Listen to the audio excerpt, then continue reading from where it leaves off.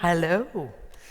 Welcome to this afternoon session here at the Circular Economy Forum. My name is Karen Hanghøj. I am the director of the British Geological Survey, and I am indeed a geologist. And there may be some of you who are sort of thinking, what does geology really have to do with the circular economy? And the thing is that I always like to say everything starts with a rock, and actually that goes even for the circular economy, because quite interestingly, when we talk about circular economy, we are talking about how we can make things last in the loop for as long as possible. But the really important thing is that before we can get things into the loop, we actually have to dig them out of the ground. And another important thing is that if something is in increasing demand, we can't actually cover what we need by recycling what's already in stock, because we need more than we used to need. So because of that, we do need to talk about how we get things out of the ground. And it's a controversial subject. I mean, I think quite commonly when we talk about circular economy and when we talk about mining, it's like they're in opposition. It's like if you're for circular economy, you're against mining. It's almost per definition that we are taught to think that way.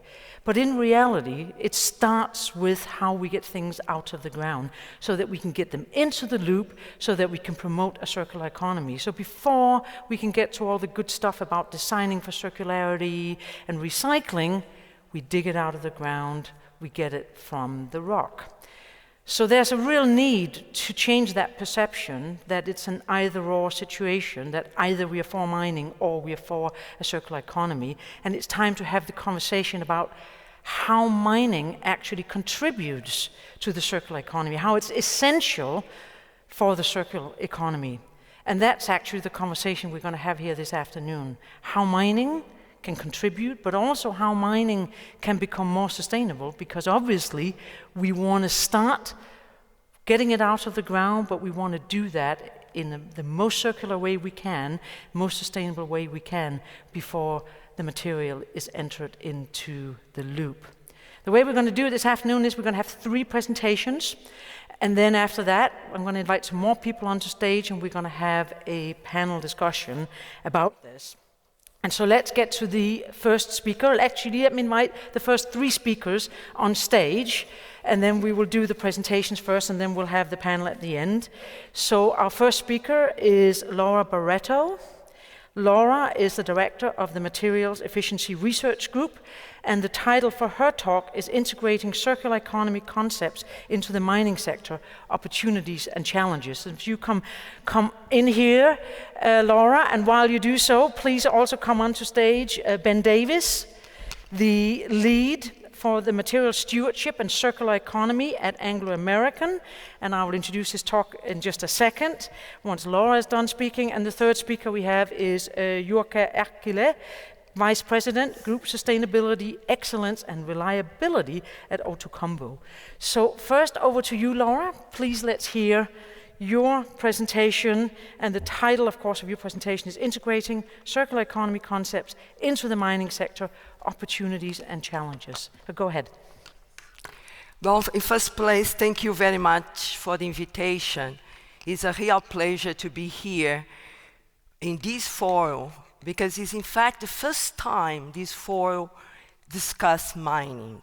What means circularity in the mine sector? Do we need minerals? Do we need the mine sector? And it's the first time we are doing these debates and reflections, because that is really a pleasure to be here. And in fact, the last session, I'm not sure if you were here, but already helped me, because I don't need to discuss the issue of minerals when they come from a second source like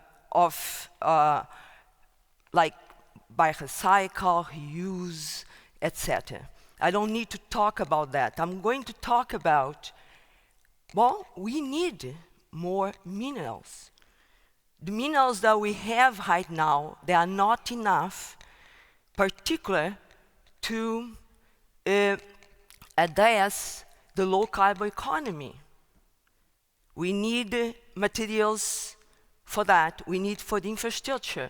And we need not in the low volumes, but we need very high volumes of these minerals. Particular copper, for example.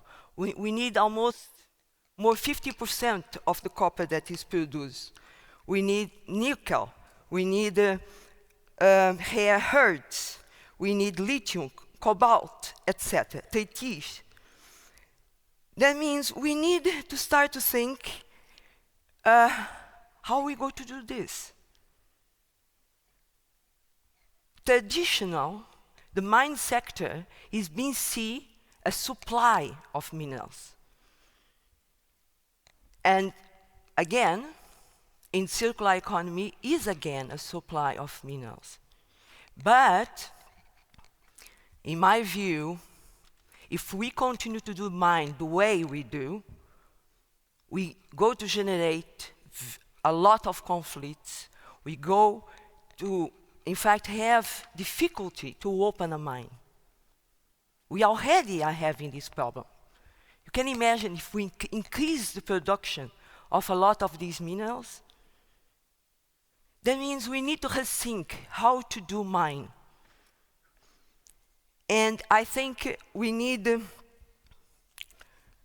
to rethinking about how we introduce circular economy principles in the life cycle of the mine, from exploration to closure. And it's not the same. It's very different. The parameters need to be very different from the linear economy. What I see right now is two movements. I see a movement that say, let's incorporate circular economy principles in the mine site. As much, I believe, we don't know what that means yet. I think it's only we start this conversation. But the other movement is, we need these minerals, and we need these minerals now. Let's start. In fact, I was talking with someone another day about what's going on about extraction of cobalt. And they will say, in some place in Africa, they extract cobalt in a very ambitious way. What that means, they only extract the rich parts of the deposit. What is the consequence of that? When they left, you still have a lot of cobalt there, but in fact, no one can mine because it's a mess. That means I can see these two movements. A movement to change the way we do mine. The other is wonderful. We have now the critical minerals. Mine sector going to be important again. We can continue as business as usual. That means forums like that are really important. To in fact, thinking what that means. What is the way forward? We, last year, we published a paper called Towards a Circular Economy Approach to Mining Operations. It was financed by Canada, Natural Resource Canada. And the idea was to see at mine site what means circularity. And one thing that we did was exercise, was in a table, and I invite everyone to look that if you have interest, and put the circular economy principles, like stock optimization, creation of social value for the whole society, eco-effectiveness, circular product and process design, extend produce responsibility, eliminate the concept of waste. These are the principles of circular economy. And we try to think about what are the corresponding principles for the mine sector. And we went to, for example, fair access to mineral resource, one of the principles. And we know we have challenge in that. Prolong mine life as a key concept of mine design. Minimize waste and create value for mining waste. Improving in design and technology to promote circular economy objectives. Another one, incorporate social and environment dimensions to all the phases of the mine. Include prospecting and exploration. And these look like easy, but particularly the social component of that principle is not being very successful. We listened today, the World Bank talk about this. And we develop more principles. Include the reclamation, the closure need to be different because need to allow the future extractions. That means we need to rethink how we do mine, from the exploration to the closure. But I believe that is a great opportunity for the mine sector to lead that process.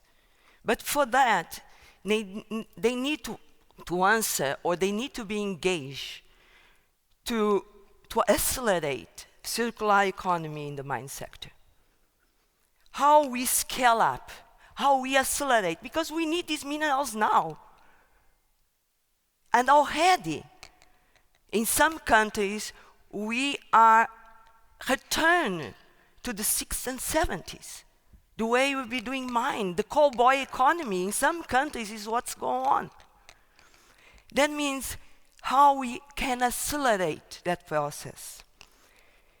And I believe have a role for the industry itself, but also a role for the national and international level. In terms of the industry, I was in the meeting in Chile, and you know what I see, as much as the government talk about circular economy, the burn in some ways, or the challenge is being put in the companies. What are you going to do? And they are doing alone in some ways. Everyone in their own niche are trying to include some sorts of circularity in their activities. That means I think in circular economy we only go to, in fact, accelerate circularity in the mine sector if we see different levels of collaboration and roles. The industry, in my view, have an issue about information. What is circular economy is? What that means in concrete terms. People keep saying to the mining industry, you have a business case. Well, in some cases, we need to prove that business case. And I think you have a lot of aspects the industry need to learn. The other one is about break silos inside companies to allow the integrated solutions. And to be honest, we tried that in the 90s with concept of system develop, and we didn't achieve. What we did, we create departments of environment in the company. We create departments of community, and they don't talk with each other. They have their own thing, and the exploration, the extraction, the process have their own thing. The communication exists, of course, but very little, particularly for integrate solutions. And we need solutions that integrate different aspects or dimensions of the mine. Develop partnerships up and downstreams. This, in my view, is a challenge for the mine sector. Because mine sector work in some ways in isolation, in the sense they have their own clients, company collaborate between the company, but other companies, other players, other economic players are very much more complex in terms of develop partnerships. Cooperate on competitive challenge in policy and market alignments. This is, in fact, real important because we need to change the way we define the policy of the mine sector. We need also have market standards that, in fact, what the companies are doing can be measured. I believe have a space for industry to, in fact, collaborate on that.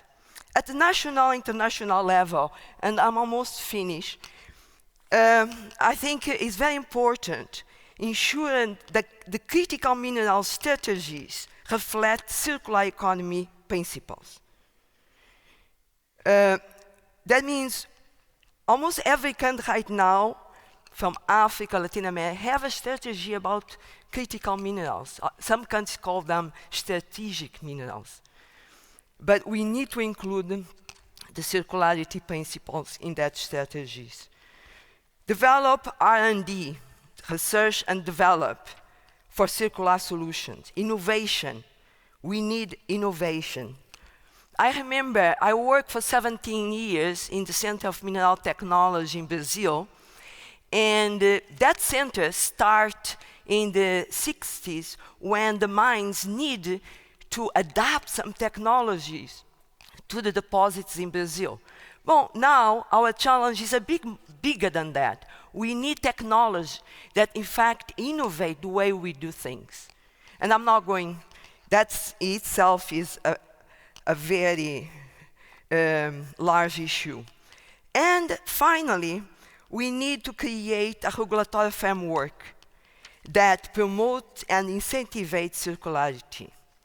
What that means, we need to review our mining codes. We need to review our mining laws. We need to review our taxations to, in fact, promote and incentivize circularity. And if we don't do that, mine will go to continue the way it is. These frameworks shape this sector.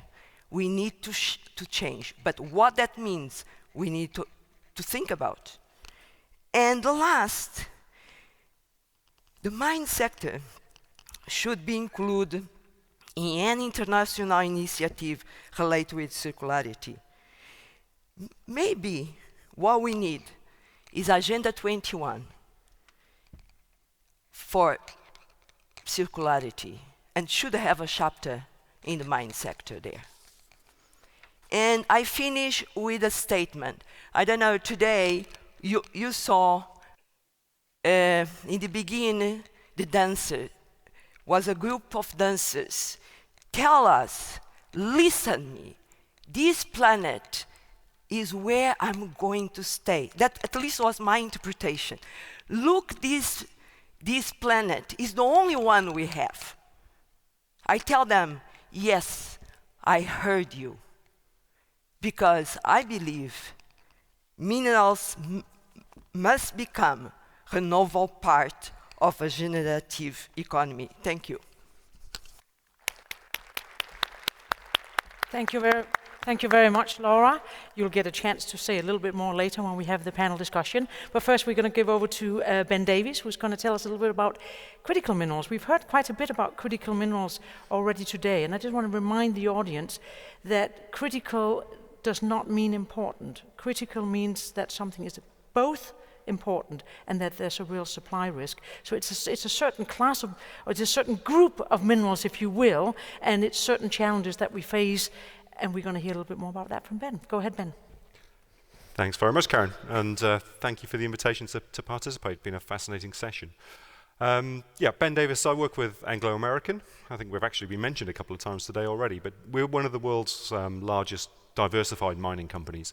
So we are mining everything from base metals, copper and nickel, through to Bulk commodities for steel making infrastructure, we mine PGMs, so a big role to play for those in fuel cell technologies and low carbon economy, and diamonds and other products. So we have a wide portfolio, and increasingly so with a foray into crop nutrients and other businesses in the past year or so. I'm going to pick up on a couple of themes I think that have come up today. I'm hearing, the need for new technologies and advances and applications using those new technologies. And I think we often talk about those as being a downstream innovation and innovation in products. I want to talk a little bit about how that's happening in the mining side as well, and why mining tomorrow will look very different to the mining of today. And I think we need to be much more bold in the way that we talk about that. Also hearing quite a lot around this interaction between metals, materials more so, and society, and the fact that I think particularly acutely in metal supply chains, the two have become quite distant. So mining bizarrely isn't associated with metals that way, or the other way around.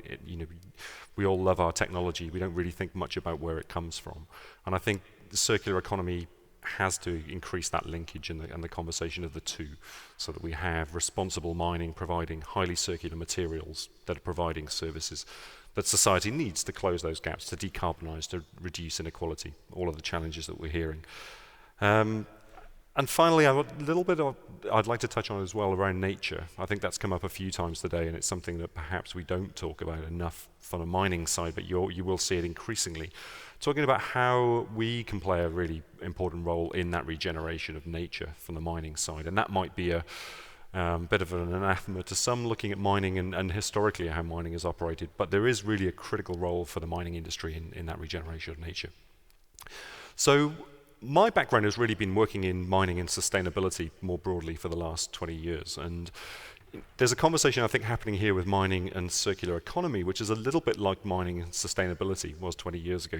How can mining be sustainable? It's inherently not so. You're mining finite resources. But I think we came to understand the role of sustainability in mining, and the fact that there were things that needed to be done in a common, consistent way. I think that's played out very well over the last couple of decades. We really understand where we are. There's a inequality maybe in the way that's applied, and still a lot of work to be done, but we're understanding those roles much better. I think with circular economy, we're in a similar stage today. So we're still a little bit hearing, and perhaps increasingly so in some places, circular ore mining, picking up on the remarks that you made, Karen, in the opening. And what I'd like to say is that give you examples of how we're tackling this within Anglo-American, and say that circular economy is very much a part of what we're doing on the sustainability front, but also more broadly on the wider business strategy front. So we've taken a very good look at the concept of circular economy over the last few years to see, I guess the prompt for that was, what's the risk to the business from that narrative of it being circular ore mining? But actually, more constructively, how can we use the circular economy, use the business models, the innovation, the disruption that's coming out of that within our business? What does that mean for how we do business today? How can we do things differently?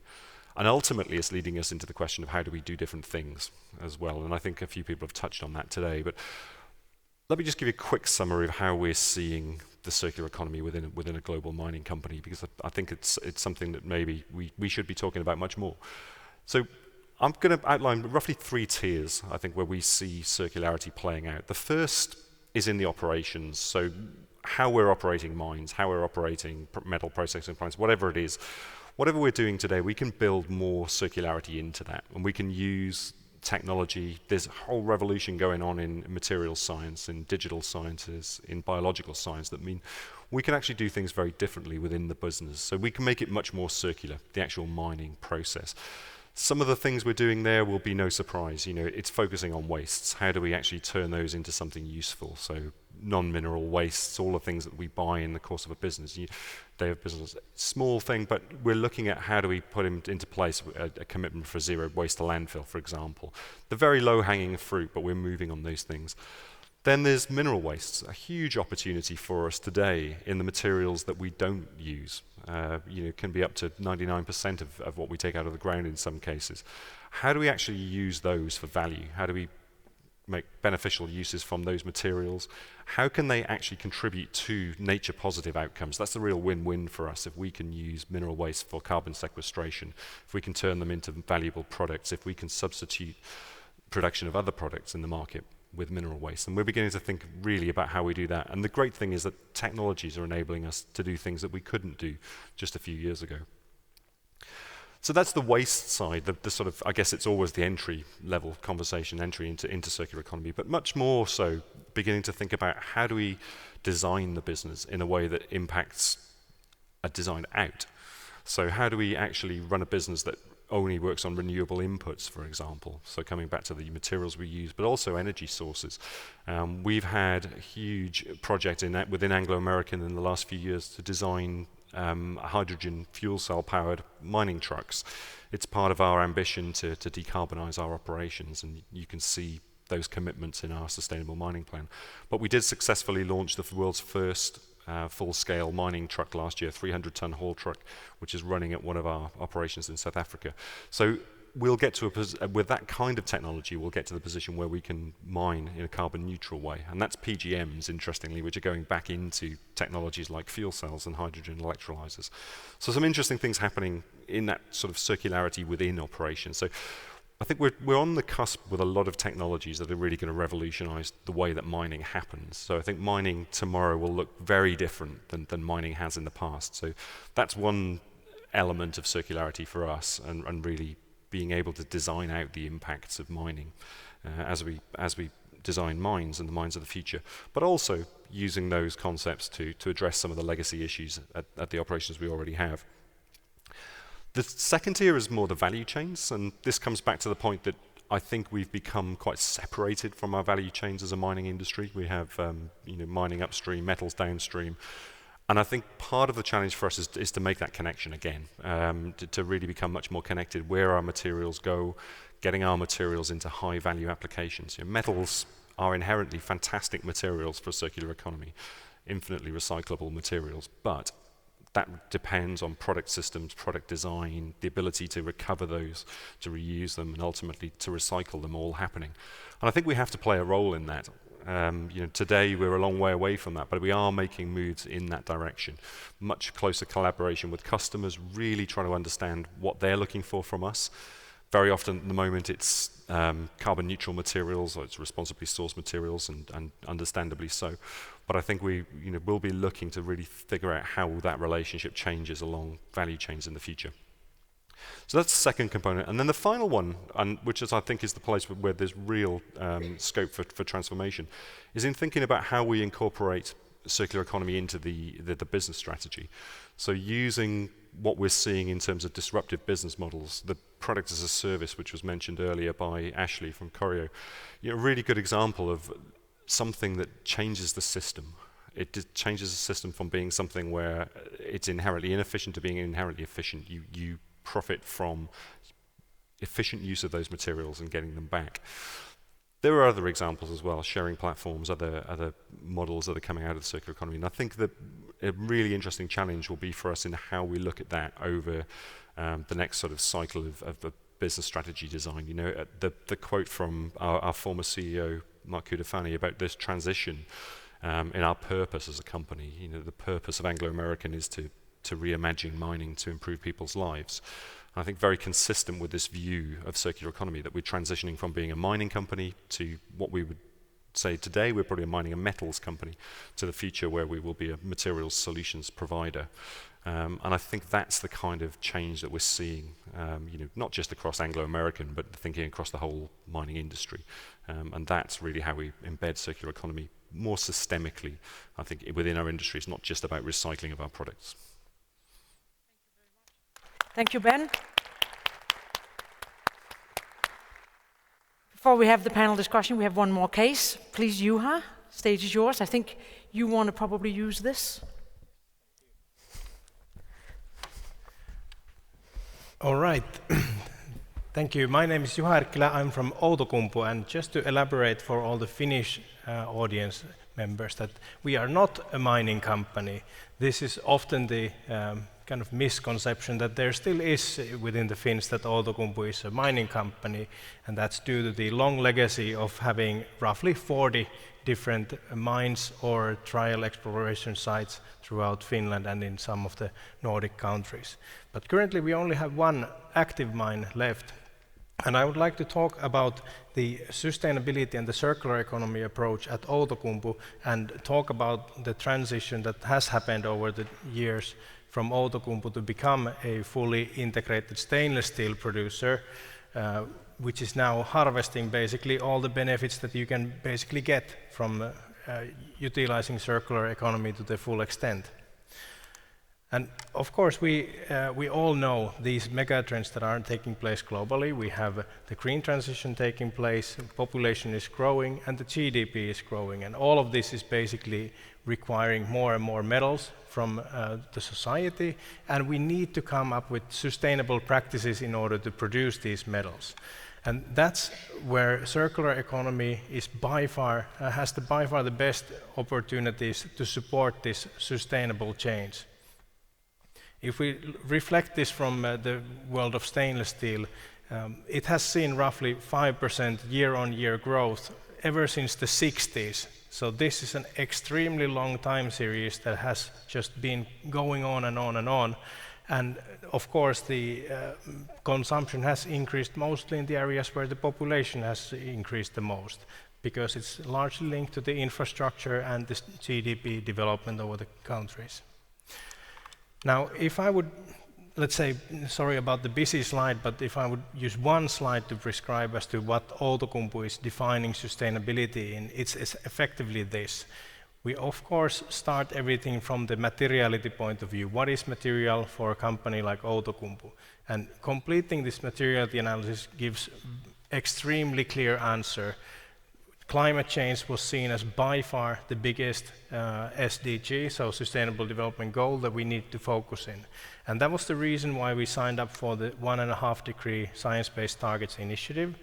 And this is actually quite unique. If you look at the SBTi website at the moment, Outokumpu is still the only company globally who has approved 1.5-degree targets from the steel industry. It's a large industry. This is 7 to 8% of all the global CO2 emissions. We need all of the companies to join this train. Otherwise, it'll be too late. But if I look at the development of SBTi initiative, back in time when we joined in 2018 or so, there was 100 companies involved in SBTi. Now there is more than 5,000. And we're talking about multitude of trillions of dollars or euros that is in revenue for all of these companies. So the momentum is on, and it needs to include the entire value chain, starting from the mines and the metal production until the actual usage of the materials. This is the only way we can meet the very ambitious 1.5-degree climate targets globally. This picture very nicely summarizes the entire business of Outokumpu. So we produce metals using mostly recycled material as the main content. If I look at 12 months rolling average, we have more than 94% recycled content in our stainless steel that we produce. 94. It's by far the largest in the industry. And this has taken a long time to develop it into this level. If I look 20 years back, it was on a level of 50%. 10 years back, it was level of 80%. So you see there's a progressive approach in increasing the amount of recycled content. Obviously, the only way of producing materials with such a high recycled content is with electric arc furnaces.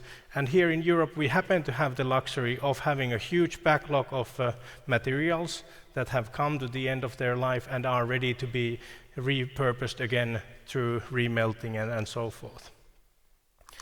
Now, where do we sit then in the global context? Outokumpu happens to have the lowest carbon footprint on the market by far. But this picture, if I look at it, it's also our journey. The same story I said that 20 years ago we used to have a recycled content of roughly 50%. Well, guess what? Our carbon footprint at that point in time was 7 tons of carbon dioxide per ton of steel produced. Now we are at 1.7. So from 7 to 1.7 is quite okay, but I tend to say that the development stops in satisfaction, so we will never be happy with this. That's why we are signed up for the SBTi and aiming to reduce this even further. But this is also indicating that once the larger producers of stainless steel, globally we're talking of a market of roughly 50 to 60 million tons of stainless steel. It's produced to a large extent in China and in Indonesia, and once there is more and more scrap available, then we will see further reductions also over there. But what we need to be now sure here in EU when we are establishing new regulations, such as the carbon border adjustment mechanism, is that we make sure that we incentivize also emission reductions outside of EU, and everyone understanding that there is a carbon footprint linked to material wherever it is produced in the world. Because climate change is a global phenomena, we cannot think locally about this. Just shortly on where are we on our journey with the 1.5 degree journey. Last year's numbers, we are now midway from our 2016 to 2030 target, so we're progressing quite nicely and steadily there, and aiming at hitting that 1.2 towards the end of the decade. Now getting to the more topic of today and the why the mines are in such a huge role in our emissions. It's because of this. We divide our emissions into 3 scopes. This is the normal approach. Scope 1 emissions are the ones that you're directly responsible yourself. Scope 2 is basically the energy you're using, electricity, heat, and Then scope 3 is effectively all the raw materials and services that you required in order to do or produce the product, whatever it is that you're producing, or if your product will emit emissions during its lifespan. And if I look at this horrible picture here, we see that the scope 3 emissions are roughly 70% of our emissions. So basically emissions that are out of our hands, if you will, for emission reductions. However, they are still included into our climate targets. So we want to engage with every single supplier that we have in order to secure that they are on this journey together with us. And if I use now circular economy as kind of the segue to talk about these different scopes, here in the scope 1 emissions, the biggest portion of emissions is coming from our primary part of production, which is the ferrochrome that we produce in order to make stainless steel. Okay, 94% comes from recycled material, but there is certain amount of primary raw materials that are needed in order to compensate for the losses that there happens in the melting processes. One of these losses being chromium, meaning ferrochrome needs to be added. And ferrochrome is produced in electric arc furnaces, but it requires coke for thermochemical reduction, and that is now being replaced with biological origin carbon, so biocoke as we would call it. And when we produce biocoke, the intention is also to produce biomethane, so that we can replace also natural gas usage with the biological materials. And in the scope 2 side, waste heat recovery is a huge lever that we can utilize and have utilized in Outokumpu in order to make energy, electricity, heat, district heat, what have you, from the waste heats that we have. In the scope 3 side, even though we are at 94% on recycled content, there is still room to improve it. If we are better to sort our scraps, so that we know better the analysis, then we have less losses in the production and we can go towards the 100%. And there's of course the opportunity on increasing the cooperation with our suppliers to reduce the primary emissions even further. Now I'm conscious of the time here, but just looking at our main assets here in Finland, Kemi mine, which is the only active mine that Outokumpu has. It's also the only chrome mine that the whole European Union has, so talking about critical raw materials in some extent.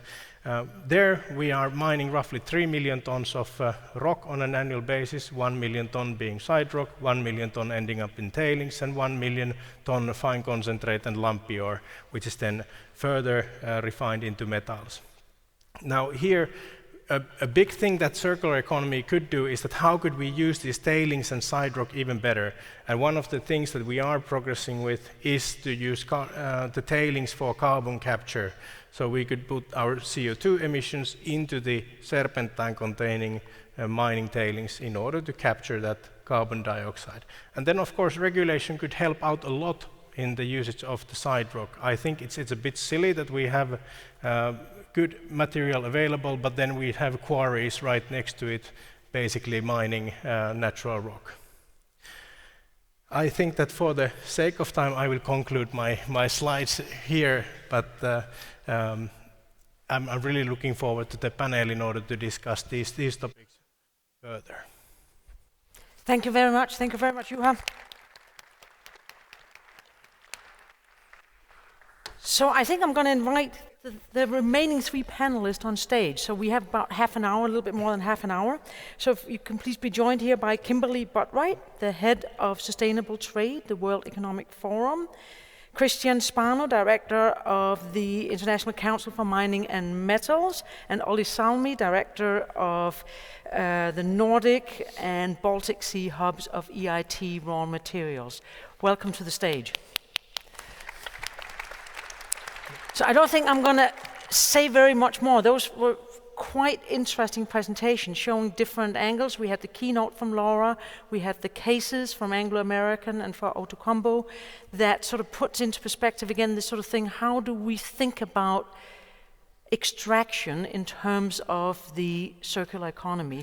And it is, again, it's sort of a twofold problem. It is partly how does the extractive industry as such support the overall transition to net zero, transition to circular economy, but also how does the industry itself actually become more circular? Because these are pretty high CO2 footprint type of industries, and we've heard a little bit about that, and we'll dig a little bit deeper. But before we do, I think that we are just going to get a little bit of an introduction from the new panelists. So I'm going to start with you, Kimberly. You're from the World Economic Forum. Circular economy, World Economic Forum. What's the agenda? Thanks. Why are we here? So at the World Economic Forum, for us, the circular economy isn't an end goal in itself. It's a means to an end. And what I mean by that is some of what the panelists have just been talking about. Circular economy is a means for us to decarbonize. It's a means for us to address plastic pollution. It's a means for us to address biodiversity loss.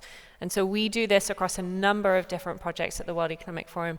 But just to give you two very brief examples, our team working on plastic pollution, the Global Plastic Action Partnership, is embedding circularity in plastics and helping that particular material stream become more circular as a means of addressing plastic pollution, which we know is a significant challenge around the world and is a real problem, particularly for our oceans. Then we also have our First Movers Coalition, which is working to send demand signals through the supply chain. Companies commit to buying decarbonized, low-carbon materials, but also recycled materials. So within that work, we have a big commitment pledge and purchasing pledge around buying recycled aluminium. And again, really the circular economy is a tool to be able to achieve some of those goals that we all believe are important. Thanks. Great, thank you. Christian, tell us a little bit about ICMM. It may not be familiar to the audience. Who are you and what do you do? I'll start with describing what ICMM means. It's the International Council on Mining and Metals, and this is an institution that was created 20 years ago. It hosts now 25 of the largest mining companies that represents 30% of the market cap, 650 sites globally. And I think what is interesting from ICMM is that it was created to deliver to the United Nations Sustainable Development Goals, sustainability in general, and the targets of the Paris Agreement. So we're not, let's say, the traditional industry association that will try to lobby for prices or volumes or something like that. We were created solely in our governance, which includes companies like Anglo American, are focused on addressing sustainability challenges in the mining industry. I'm Peruvian, and I have to say that for me it's quite revealing to come to Helsinki and hear how mining is portrayed. I'm 45 years old, and I have to say that in the 80s and the 90s, when I was growing up in Peru, mining was like the big promise. I grew up, thinking and waiting for mining to come. And it did come. And I have to say that mining can get things wrong, and for sure it has in the past. There is no purpose in trying to hide that. But mining can be really, really good in many aspects. And as a Peruvian, I have to say that having companies with strong governance, with large investments happening in areas where nobody will go and make investments is something that Peruvians, and I would say Chileans, Zambians, South Africans, Australians really want. I think the critical thing here that is really important to get right is that ICMM, but also companies like Anglo, Rio Tinto, BHP, our members, which, by the way, they are not forced to join ICMM. They choose to join ICMM, which I think is very important to understand. They could not face these challenges and the statements and the leadership position that we push. They choose to join us. What is very important is that they don't want to get in place or supply the critical minerals that we need for the energy transition and for development, by the way, which is something that we're talking about a lot. There's a lot of minerals and metals that we need for development, for basic infrastructure, housing, bridges, and all the stuff that we actually need to live. We don't want the mining that went wrong to supply these minerals. It's very important to get that. We are not here to get the mining from 200 years ago. We're not here to, even stay at the point that we're at now, right? If you go to any of the web pages in the membership of ICMM, what we want is a mining sector that is progressive, that delivers to the United Nations Sustainable Development Goals, to the Paris Agreement. Is that easy? By no means. By no means. But the first message that I would like to leave you is that this is not only, and this is an important thing that we agree as society, not only as a mining industry, we need to agree that we need to reimagine the supply of minerals and metals, not only because we need to reach scale in that supply, but speed. Mm-hmm. And this is something that has a close link with the circular economy in the mineral sector, and how we get them out of the ground, how to make it circular, and how we supply them and then use and reuse forever these wonderful resources. Hold that thought, we'll return to that. Ollie, over to you. Tell us a little bit about EIT raw materials and what do you do with minerals and metals? Thanks, Karen. I guess you can hear me all right, and I also guess that you have at least one or two of these in your pockets right now. And the metals and materials that this microphone and those telephones are made of typically come from somewhere else than Europe. And this puts Europe into a vulnerable position geopolitically. And in addition, many of those materials, in many times, are made in conditions that are harmful both for the environment and to the people that work around these places. So the European Commission wants to recreate that industry in Europe so that the material that goes into those gadgets is mined, processed and recycled in Europe, and EIT raw materials is a vehicle to do that. So we have, during the past 7 years, we have invested in more than 400 startups. We worked on innovation with more than 1,000 of the largest organizations in the mining and metal sectors in the world, and we've trained more than 10,000 experts and graduates to work in the sector. Now the journey is only in the beginning, but we've already seen some good news in Europe now. So investments are happening, are taking place, for instance, in the battery, EV battery sector, and also in the magnets, EV magnets and rare earth sectors.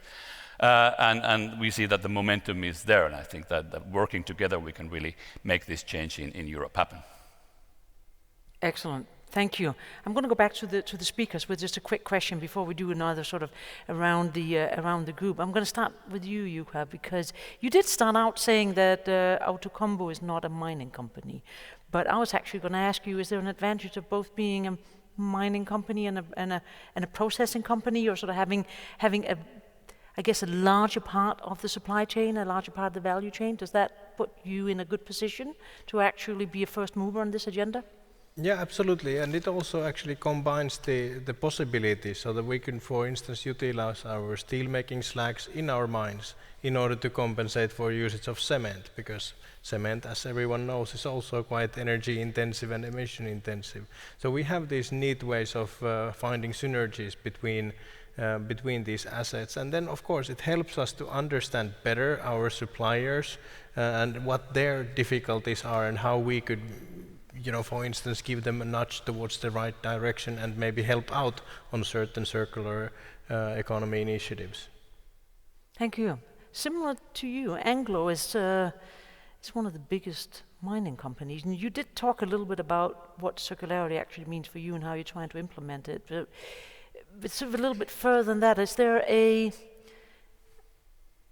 do you have a responsibility as being one of the major companies, one of the biggest companies, in setting the way, in showing the way, in taking leadership? Is that something that enters into your strategy, and what do you think sort of perhaps that you didn't get to say about circularity and what it means for Anglo?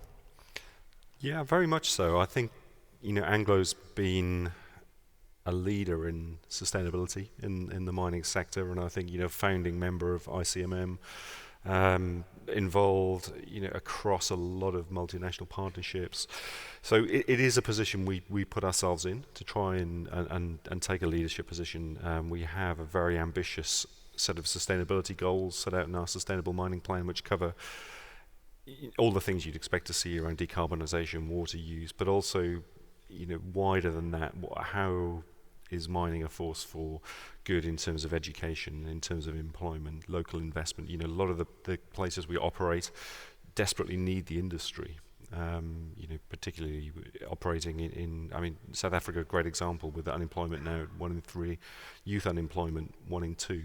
If we can actually use our supply chains to create jobs and create thriving communities around those mines, then that's something that we see as a responsibility to do. So we do set that out.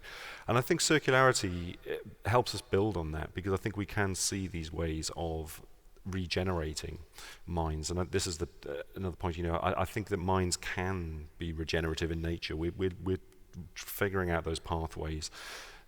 The sustainability for the mining industry has always been about reducing impact, which is good. It's been the right thing to do. But actually, we have to look at it the other way. We have to flip that graph over, and our impact's got to 0. Actually, what we need is mines that contribute positively, and that's positively not just in terms of local investment and economic promise, which has always been the case for us, but actually in terms of environment and nature as well. So mapping out that.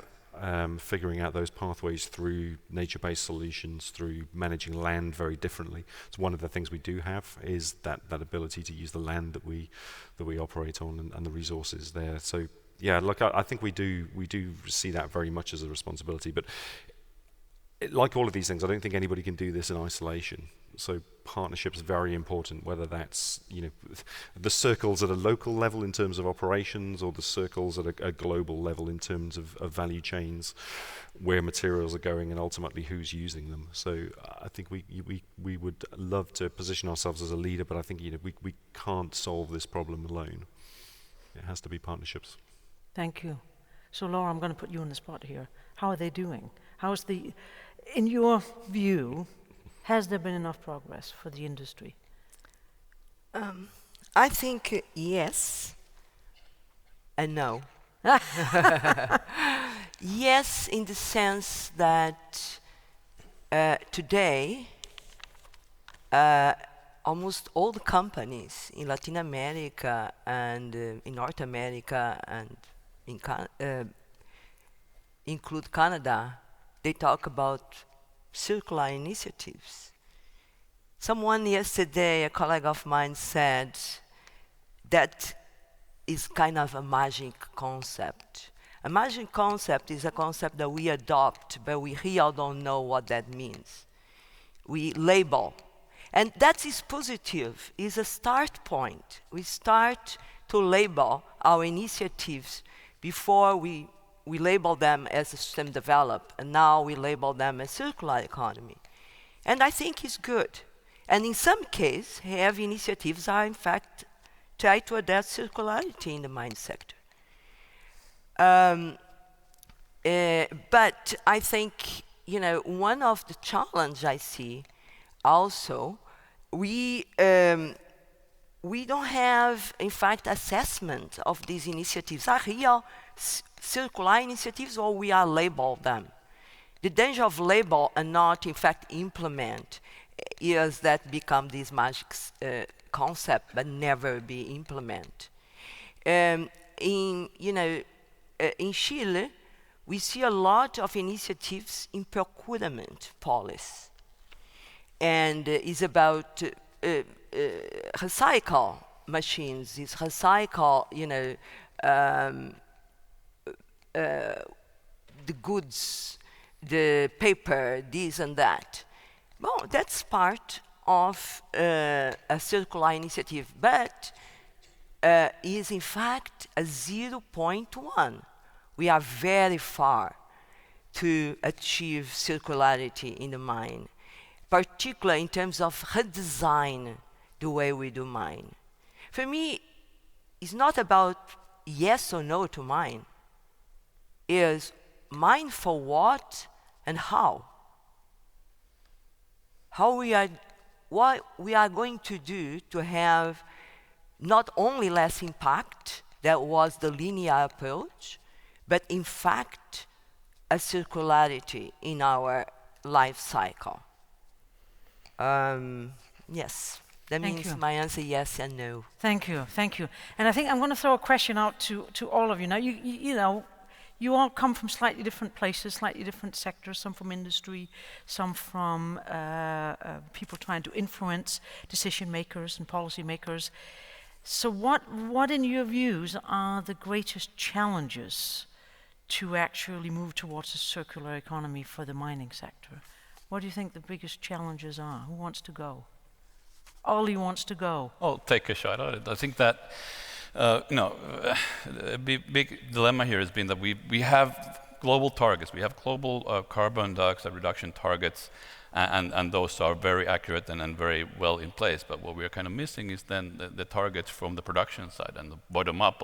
What is needed to be done that we can actually meet those targets and those goals and go beyond them. And I think that one of the recent advancements in the EU has been the Critical Raw Materials Act proposal that the European Commission came out with, that clearly outlines on measurable targets by 2030 what needs to happen, that we can get these materials and how much of it. So, for instance, for the mining part, I mean, the aim is to get 10% of the materials, the strategic materials that we consume in Europe, to be mined in Europe, and 40% of the materials we use to be processed in Europe. And finally, 15%, and this comes closest to maybe the circular approaches and targets, 15% of the materials that we have in the product should be recycled in Europe and put into these end products. And these are tough goals. If you think of the mining part, maybe 2 or 3% on average is happening in Europe right now. For some materials, like rare earth elements, virtually zero. Now, I think that there are 3 things that we need to do to solve this puzzle, and the solution is to act fast, and is to work together, and it is to get better at what we are doing. And acting fast, one example is that we can shorten time to market, shorten permitting times. And this is another proposal in the Critical Raw Materials Act, where mining permits would take at least not more than 2 years, and processing permits not more than 1 year. Now, every plant that we put in Europe and a new industrial process needs an environmental permit, and those are well justified, so you can actually show that you're doing things properly, but these processes can be made faster. Now, the second aspect there then is working together, and here we do need from different sources enough finance and enough support for these investments to happen. An example is the rare earth magnets and electric motors value chain. So this is a value chain that doesn't exist in Europe, but it is crucial to the decarbonization. It's an enabling technology for the decarbonization of the society. We do produce electric vehicles, electric motors in Europe, but nothing that comes before. Now, to create a completely new value chain in Europe, from mine to magnet to the EV and the motor in between, would demand an investment of roughly 2 billion euros. Now, 2 billion is a lot of money, but if you put it into a context of creating an absolutely new value chain, creating tens of thousands of jobs, that's actually not that much. And with that, you would satisfy roughly 20% of the European demand. Now, the third one, then, getting better at what we are doing. I think we're talking about skills. There's a huge skills gap across the value chain in the industry in Europe and globally right now, and we need to do something about that. And I think that working together with a European Raw Materials Academy in the European context again would bring us a lot closer to actually solving these problems. So, act fast, work together, and get better at what you're doing. Well, that's great. So because, not only did you actually say what the challenges were, you also came with some solutions, which is excellent. So does anyone want to try to match that? We're going to go with Christian first. I think that is brilliant. I would argue that the first step is really to be concrete when we say that we need to reimagine the supply of minerals and metals, because it's very vague.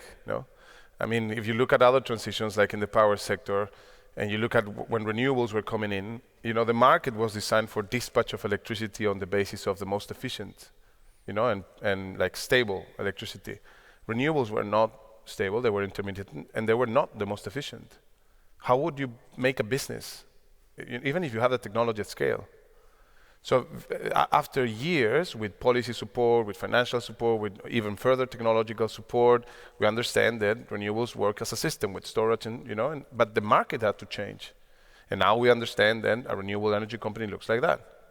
Now, the faster we do that for the minerals and sector supply, which includes both the process, so where we get the minerals, and the use of the materials. It's not only mining as we know it today, that is very important. Is the mining and the use of the material.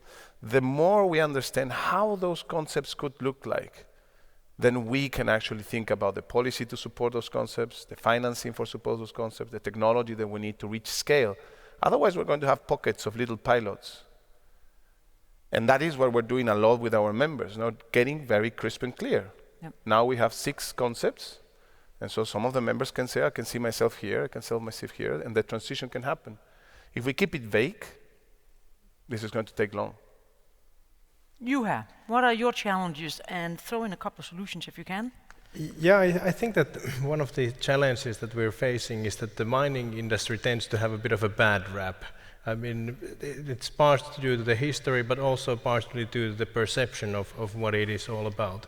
Like as a very concrete example, there's now all these ESG platforms that are rating companies.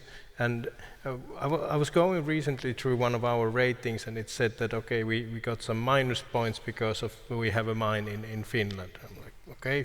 So I asked the question that would it be then better if I would buy that stuff from Zimbabwe or South Africa or China? Yes. This makes no sense. Then you have direct control over the place that you're yourself running, and you have all the possibilities on making the influence and the impact exactly as it should be. Like with our mine, we're now doing it carbon neutral by 2025, which is year after next, so pretty soon. The access cards are not only for our employees, but also the local bird watchers club, because there are so many exotic birds on the mine. I mean, I would say that would be a little bit better place than having an XYZ supplier, someone who you basically shouldn't even have any kind of reliance to. And secondly, coming to the whole financing topic, because this is actually linked, if you look at the EU taxonomy, for instance, it is basically just disregarding mining entirely. And we need to bear in mind that we need some form of primary production also in order to maintain the circular economy. I was going through the numbers and what it means for Outokumpu, but the financing structure should support the same targets as the Green Deal has, and that's what the EU taxonomy was supposed to be all about. Yes. I think sometimes we oftentimes take a little bit of a European view, and there are a lot of Europeans, but we do probably need to take a global view, and this is also an international conference. And your point about Zimbabwe, or are we happy to import our raw materials, as well as Ollie's point on the Raw Materials Act, is sort of leading me to want to ask actually Kimberly a question here, because on the challenges, please comment on that and comment on solutions too, but also I really think that it's very, very important that we start seeing environmental impact as something we do globally rather than something we do locally. And how do we do that? How do we make sure that we actually promoting best practices, because that's what I'm hearing you all say. We have to have really good practices. We have to be best in class. How do we make sure that we aren't just best in class right here, but that we actually promote best practices across the globe? Kimberly, that's a big question, but start with the challenges. And that is a maybe big we'll go in question. I will try and answer it in two parts. The first will divert a little bit away, and then I'll come back to that. But in terms of the biggest challenges, something that hasn't come up yet here is geopolitics and trade rules. So this is an industry that, according to the OECD, faces export restrictions that have increased 5-fold since they started monitoring in 2019. And 10% of critical materials trade is covered by some form of export restriction. So this is an industry where governments are very interested in making sure that they secure their access, which is good and right. But if everyone starts doing that, we will very quickly have a race to the bottom, which will be extremely risky for the net zero transition.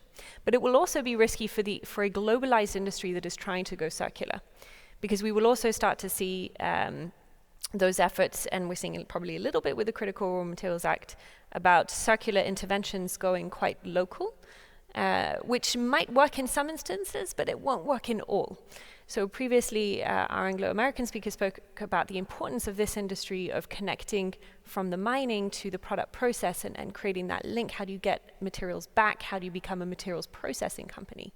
And again, if you're really focused only on the local and that invites retaliatory action, you can't then have that sensible reverse supply chain, because it's all fragmented and you've got export restrictions all over the place, including on exporting of end-of-life materials.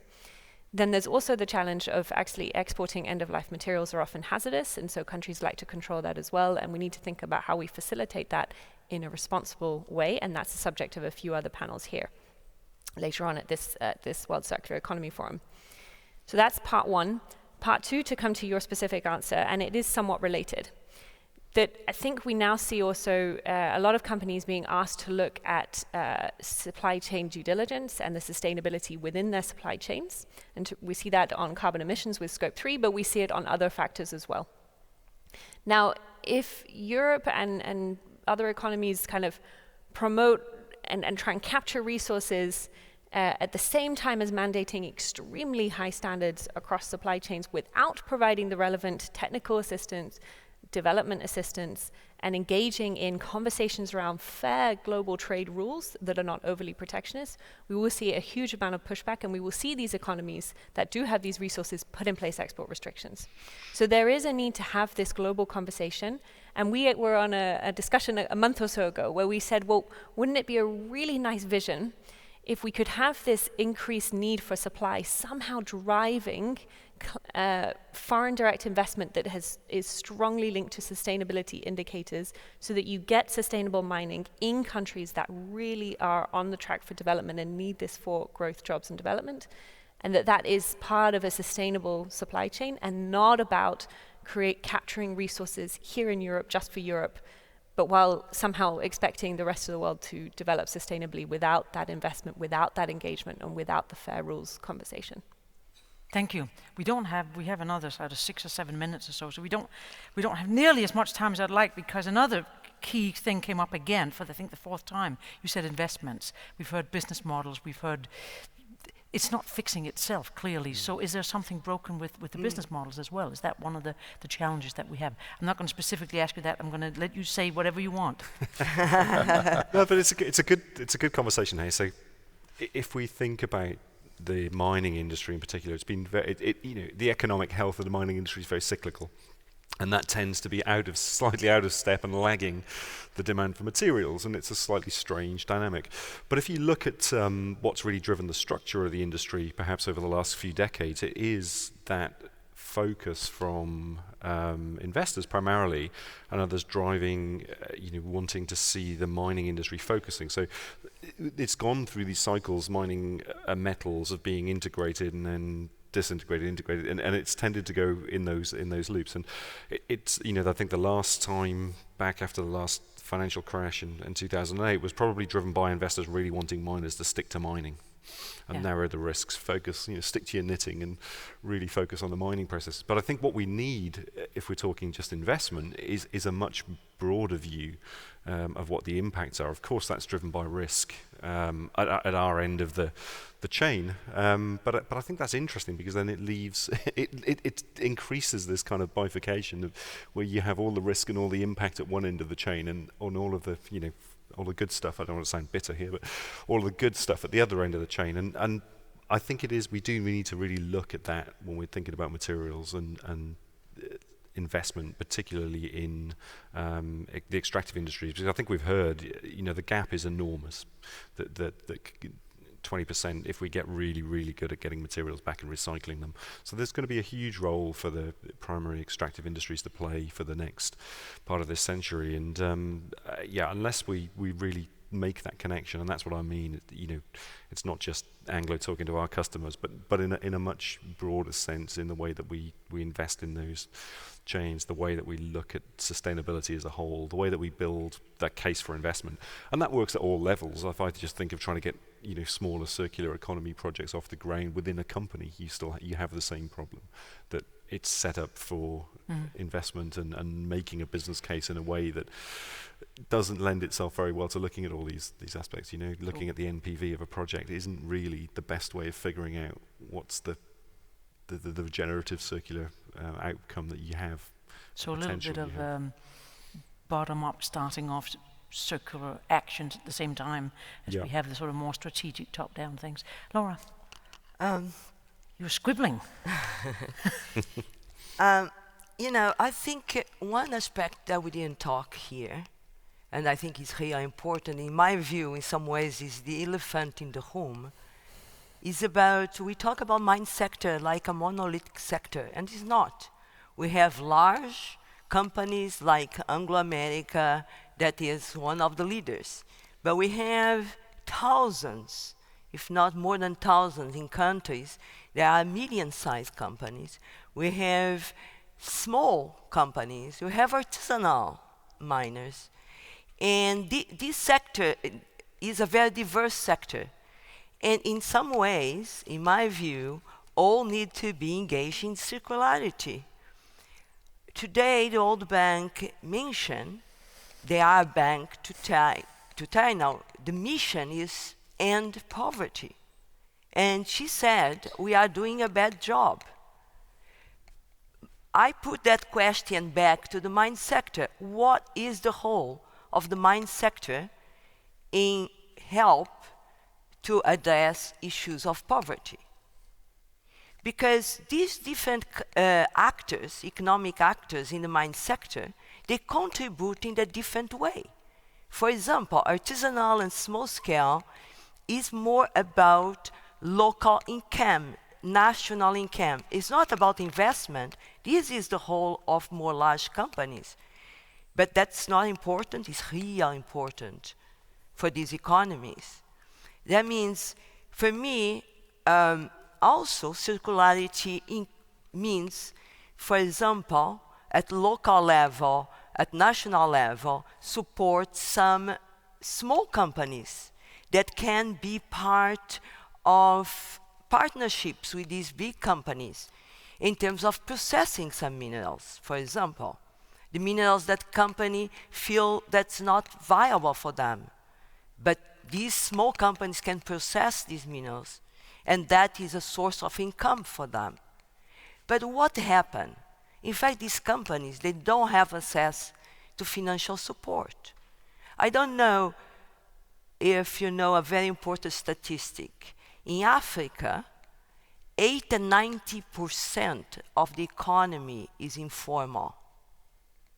In Latin America, 67% of the economy is informal. The total economy I'm talking. And of course, also in the mine sector. In Asia, is around 30-40% if my memory is good. That means we need to address that. Well, we go to finance these small companies if they are informal. We say we need more of them. They will generate work and revenue for the country, but where are the banks to finance them? We need to have answers to these kind of questions. And We need to wrap up. yes, and if I can finish to say, I think already somehow my presentation was about that. We need to change the culture of the mine sector. And that is hard. Some companies already are in that process, but not all these actors, different actors. How we change that culture, and but we need to, if we like to include circularity in this very diverse mine sector. Thank you. Thank you very much, Laura. And I think if I just sum up in 10 seconds here, we've heard about changing the culture, we've heard about changing the business models, certainly heard about changing the reputation of mining, making sure that people know that we are actually superstars and part of the solution to achieving a more circular economy. And we've heard a bit about how we need to roll this out globally and take responsibility for the impact that mining has. Both the negative impact that we can mitigate, but also we need to celebrate the positive impact that mining actually has. Huge thank you to the panel.